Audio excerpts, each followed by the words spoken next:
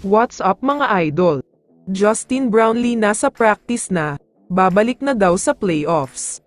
Pero bago mo sana ipagpatuloy ang panonood mo, ay huwag mong kalimutan na mag-subscribe bilang suporta sa aking YouTube channel. Maraming salamat idol. New Year but same old import, yan ang sigaw ng lahat ng mga Hinebra fans. Gusto nilang bumalik na ang resident best import na si Justin Brownlee, lalo pat malapit na ang pagsisimula ng playoffs at dito na talaga siya naghahari. Sakto pa nga ngayon, dahil alam naman nating lahat na matunog talaga ang balita na natapos na ang suspension niya, at pinayagan na nga daw siyang makabalik ng FIBA sa mother team niya na Barangay Hinebra.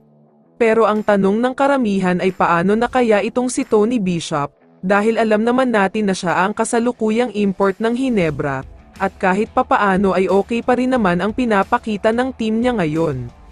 Sa kasalukuyan ay nasa number 5 ng standing ang Hinebra, tabla sila ng San Miguel Beermen pero malaki pa din naman ang chance nila para makuha ang twice to beat, lalo na kung maipapanalo nila ang mga natitirang laban nila. Pero kahit nga ganito ay may mga balita na hindi kontento ang Barangay Hinebra sa performance na pinapakita ni Bishop, dahil ang gusto daw sana ni Coach Team ay yung takeover mode kapag crucial moments ng laban. Sobrang namimiss nga daw niya si Brownlee, dahil maraming games ngayong conference na dikit ang score at sa bandang dulo na lang nagkakaproblema. Kung si Brownlee nga lang ang import ay baka nasa itaas pa mismo ng standing ang Hinebra.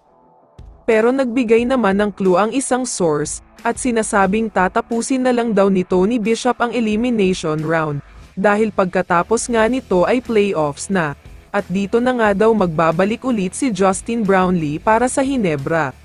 Dagdag pa ng source ay nagpapakondisyon na nga daw itong si JB at kasama na daw siya sa practice ng Hinebra, puspusan na daw talaga ang paghahanda niya, para ready na nga daw ito kung sakaling kailanganin na agad siya ng Hinebra.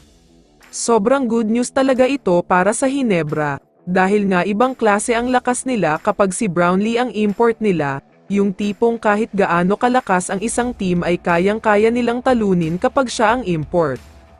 Ang magiging problema na lang dito ay baka mangangapa ulit si Brownlee, dahil kahit nakakondisyon ang katawan niya ay matagal siyang hindi nakapaglaro ng competitive basketball, kaya abangan natin ang mga susunod na update tungkol dito.